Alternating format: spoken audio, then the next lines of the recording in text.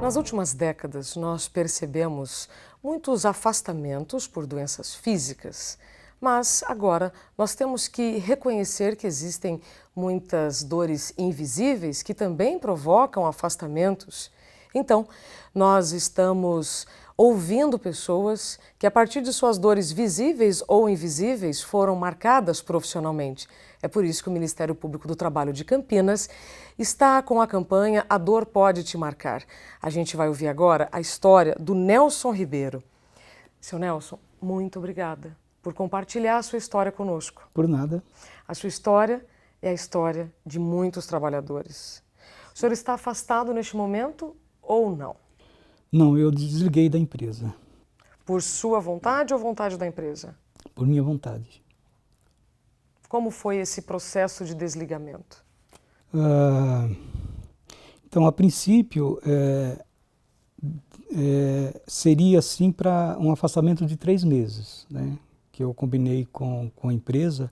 Seria assim um afastamento de 3 meses para eu fazer alguns reajustes na minha vida, né? Só que no decorrer desses 3 meses, eu acabei assim decidindo, juntamente com a minha esposa, que retornar para a empresa e para aquele ambiente de trabalho seria voltar a retomar todos os problemas que eu havia tido anteriormente. Quais foram esses problemas, seu Nelson? Era estresse, né, por causa do excesso de trabalho, ansiedade, angústia, cansaço físico, cansaço mental,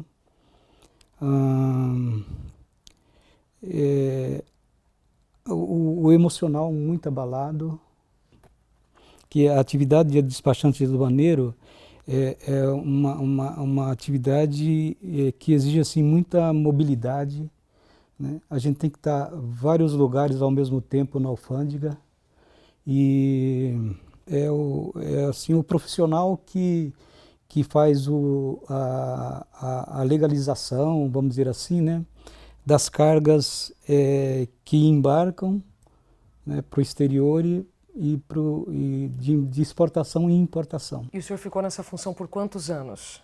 18 anos.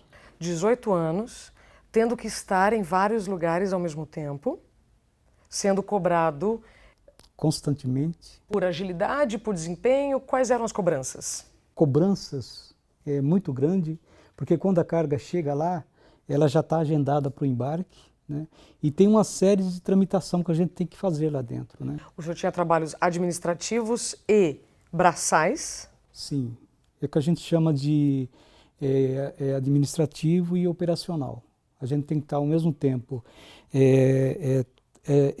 ajuntando as documentações, fazendo as documentações, verificando, corrigindo as documentações, porque não pode haver erro exatamente por causa do preço dos fretes, que é muito alto, e cometer um erro significa assim, ter custos também muito altos, e é o despachante que é responsável por esses custos, né? E ao mesmo tempo também a gente tem que estar nos armazéns e na plataforma recebendo essas cargas, armazenando elas e fazendo os trâmites para que ela seja liberada rapidamente para dar tempo do voo que já está aguardando ela. Pelo que o senhor está me dizendo, então o senhor acumulou função por 18 anos? Sim, também. Seu Nelson, o senhor teve apoio da empresa ou o senhor pediu ajuda para a empresa? Porque, na verdade, a atividade de despachante aduaneiro ela é autônoma, né? Então, ao mesmo tempo que a gente tem vínculo com as empresas, a gente não pode, assim, também fazer algumas reclamações que seria assim, vamos dizer assim, apoiado pela CLT, né? Porque o autônomo, ele não tem vínculo empregatício, né? Ele não tem registro na carteira, né? Ele paga todos enfim, né? Mas o senhor tinha um chefe que lhe cobrava e lhe dava? Sim. Isso está certo? São coisas assim que às vezes a gente tem que que se submeter, né? Porque faz parte um pouco da estrutura do trabalho, né? Tem alguns despachantes que eles já têm assim uma estrutura assim mais assim equilibrada, né? Que ele conseguia realmente fazer assim uma função de autônomo mesmo, né? Ele não dependia de empresas. Mas no seu caso o senhor dependia? No meu caso, eu dependia da empresa, porque eu era a empresa, vamos dizer assim, meio que terceirizava o trabalho dela para mim. Ou seja, o senhor era cobrado, mas não poderia pedir ajuda? Eu até poderia, em alguns momentos, né? Alguns momentos assim é necessário ajuda, porque exatamente por causa disso, né? Porque tem momento que não dá para se desdobrar né? E estar em vários lugares ao mesmo tempo, como às vezes o serviço exigia. Seu Nelson, quando o senhor percebeu que o que o senhor estava sentindo poderia lhe levar a um afastamento ou que era um problema mais grave? Foi quando eu percebi assim que eu comecei assim a ingerir com mais constância e com mais de maneira mais excessiva o álcool, né? E quando assim eu comecei a sentir assim muita tensão, muita ansiedade. Aí o senhor descontava essa ansiedade na bebida? Sim. Isso durou quantos anos? A partir de 2007, né, eu já comecei assim a sentir, vamos dizer assim, na pele, né, os problemas, principalmente assim de cansaço físico e mental que estavam surgindo, né? E coincidiu assim que foi assim o período que eu comecei a ingerir mais álcool, né? Aí eu retomei a minha vida normal, fiquei de 2008 até 2012 sem ingerir bebida, sem ingerir álcool, mas em 2012 eu retomei, aí retomei assim, porque a minha situação de trabalho já estava muito mais agravada, né? Já estava assim... As cobranças eram maiores? Maiores, e eu estava assim vivendo situação de limite, né? E tinha dia que eu chegava no serviço assim, eu me sentia assim de tal maneira que eu olhava para a minha vida e não tinha, não tinha solução assim a curto prazo, né? Eu chegava naquele serviço e falava, meu Deus, qual é a alternativa de vida que eu tenho, né? E eu olhava ao redor e não tinha alternativa, e aquilo me causava assim... e aquilo aumentava ainda mais né, aquele estado psíquico, vamos dizer assim, né, e emocional que eu vivia, porque eu não tinha alternativa. O senhor acha que a infelicidade daquela sequência de cobranças, da falta de apoio, levou o senhor a consumir álcool e drogas? Sim. O senhor estava infeliz? Muito. Se sentindo desvalorizado? Desvalorizado, eu me sentia derrotado, eu me sentia... tudo aquilo que a autoestima baixa faz com que a pessoa sente. Era assim, uma situação assim de angústia muito grande, né? E teve momentos assim que eu chegava no serviço de manhã para retomar assim, né, as minhas atividades, o meu serviço, e eu olhava para a minha vida assim e via que realmente não havia saída para a minha vida, né? E vendo hoje, né, vendo hoje, depois assim com algumas conversas que eu tive com algum amigo, né, um amigo meu em especial me chamou a atenção para a depressão aguda que eu estava vivendo, né, para que eu me cuidasse. Mas eu pensava, bom, mas se isso é depressão, como que eu consigo desenvolver o meu trabalho, eu consigo ingerir álcool, eu consigo... né? Porque até então eu fazia uma ideia errada da depressão, né? O senhor chegou a pensar em suicídio? Eu não pensava claramente, mas quando eu olhava para a minha vida, eu não via assim, outra alternativa, porque eu não via saída, né? E essa saída veio durante o seu afastamento? Foi durante o meu afastamento. Como é que foi essa virada, então, de chave? Quando o senhor percebeu, bom, agora eu tenho que mudar. Quando eu saí do serviço, eu estava vivendo assim a fase assim mais desesperadora assim da minha vida, né?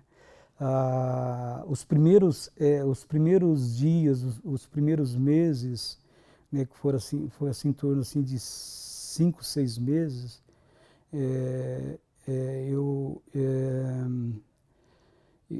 a, a, a depressão ela se acentuou, né?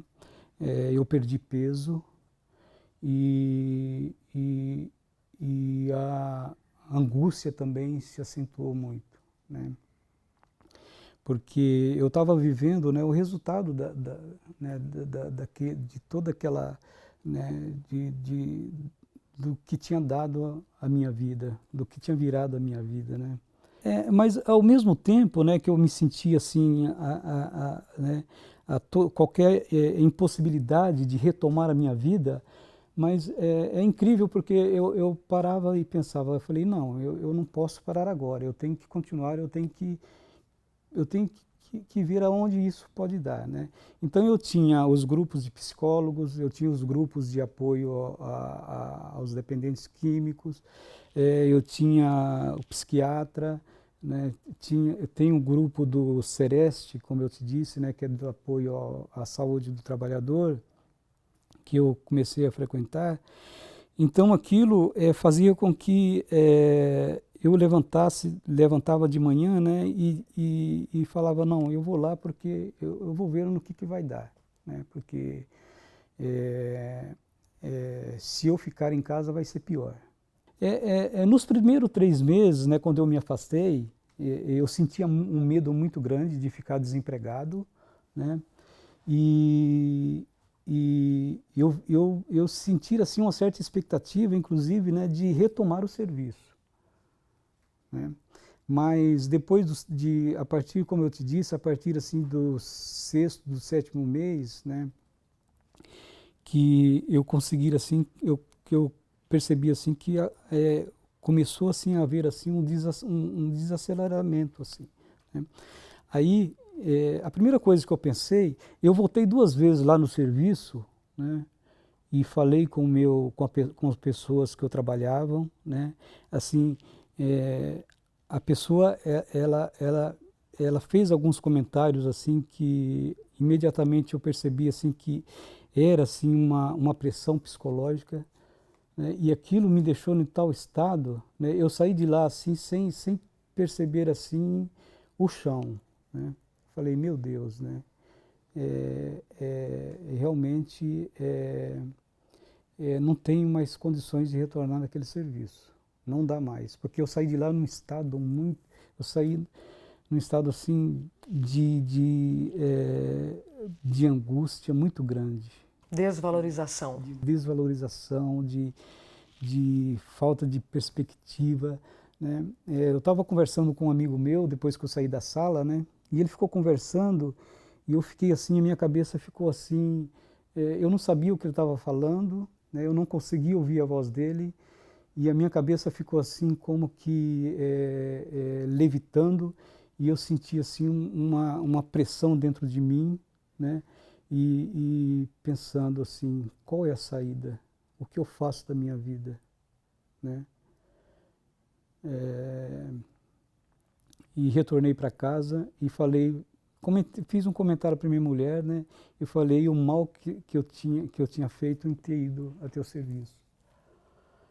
Aí ela falou, ó, né, como todas as mulheres, né? Falou, você não deveria ter ido. Eu pensei em falar para você não ir, né? Tá vendo o estado que você tá? Né? Isso já fazia acho que uns 3 meses. Estava indo no prazo de 3 meses que eu tinha afastado. Naquele momento eu senti assim com muita clareza que eu não tinha a mínima condições de retornar lá. E aí? né? Aí passou 3 meses, 5, 6 meses, no 7º mês, assim, mais ou menos, né? Aí eu conversando com a minha mulher, assim, eu falei mais ou menos, né? Porque a questão de não ter um salário, a questão, assim, da material, assim, pesa muito, né? E eu estava... E aquela angústia, né? De não retornar e viver do que era muito grande, né? Aí eu ia até a cidade, né? Eu comecei a passar em alguns lugares, comecei assim, a deixar alguns currículos, né? Eu falei, quem sabe não acontece aí um milagre, né? E dentro assim de um período surge algum serviço que eu não tenha que retornar lá. A ideia de voltar lá foi quando ficou claro para mim que eu não tinha condições mais de voltar, né? Aí eu conversei com a minha mulher, né, deixei assim mais ou menos para ela, eu não falei abertamente, né, mas falei para ela o sacrifício que seria de eu retomar aquele serviço, né? Aí ela falou que se eu não quisesse retornar ao serviço, que eu não precisava. Ela trabalhava também? Ela trabalha. Pronto. Né? Ela falou, olha, né, o salário que eu ganho e a pequenas economias que a gente tem, né, sem contar que parte da economia eu já tinha, vamos dizer assim, torrado, né, com álcool e tudo mais. Então o que sobrou, ela começou a administrar, né, e ela falou, pelo menos assim por um tempo, né, você não precisa voltar, porque você não tem, ela falou claramente assim, você não tem condições de voltar mais lá não. E aí como foi esse processo de desligamento? Eu não, como é autônomo, né, eu não tenho direito, eu pago o INPS por conta, eu não tenho direito, durante assim, acho que aproximadamente uns 5, 6 meses, a empresa fez um depósito de um valor assim aproximado do que eu recebia, né?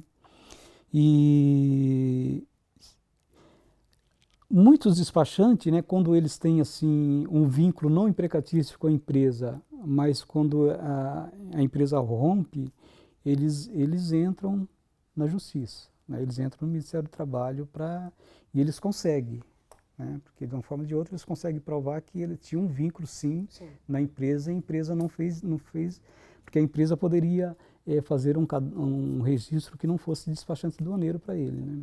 E aí o senhor foi atrás dos seus direitos? Como assim, eu estava ciente, né, que eu não tinha um vínculo empregatício com a empresa, né, eu estava ciente que era assim, um trabalho, né, do qual a empresa não poderia, exatamente por causa da legislação, né, a empresa não poderia fazer o cadastro. Então, levando assim, um pouco disso em conta, né, que eu tinha assim, eu tenho consciência da minha função lá, então eu achei, né, e falei com a minha mulher também, ela concordou de eu Não buscar os seus direitos? não buscar os meus direitos. Tá. Seu Nelson, a dor lhe marcou? Muito, muito. Essa dor ela foi visível ou invisível? Assim, ela tornava visível, né, na medida que algumas pessoas assim que acompanhavam de perto meus problemas, né, e via assim o envolvimento que eu estava tendo com o álcool. O senhor acredita que a sua cobrança profissional, o seu estado estressado, lhe fez partir para o alcoolismo? Sim. O senhor acredita que se a sua esposa tivesse lhe abandonado nesse momento, esse processo não teria acontecido? Ou seja, o apoio da família foi fundamental? Foi fundamental. Na situação que eu me encontrava, assim, pelo menos assim emocionalmente, assim, no momento, psiquicamente, eu não tinha a mínima condições de me reerguer. Para a gente encerrar, qual o recado que o senhor daria para quem está nos assistindo?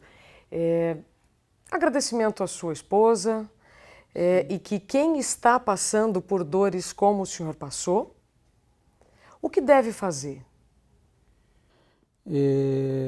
Levar ao conhecimento da empresa, né, buscar assim, junto à empresa, alternativas, né, e se cuidar, né, principalmente através da saúde mental, né, psicólogos, psiquiatras, que eu acho assim que é muito importante, né, que basicamente assim são profissionais que estão assim bem capacitados de nos ajudar, porque normalmente nesses momentos as pessoas que estão muito próximas da gente, principalmente da família, eles têm muita dificuldade de nos ajudar. A única ajuda assim que realmente foi fundamental foi da minha esposa, né, porque na hora foi ela que segurou a barra, porque senão eu não me levantaria mais não. Hoje o senhor quer recomeçar? Sim, estou nesse processo e tenho tido assim experiências bem importantes, né, de retomada da minha vida, de retomada da minha história. E aos 59 anos eu estou me propondo assim a recomeçar a minha vida, né, fora daquele ambiente de trabalho. Mas o senhor se sente com vontade? Sim, né? Durante toda acontece assim algumas coisas na vida da gente que não tem assim, eu fico me perguntando, né, e não tem resposta assim, porque a partir de 2007 eu comecei a desenhar, né, fiz um curso de desenho por 4 anos e agora eu pinto também, né.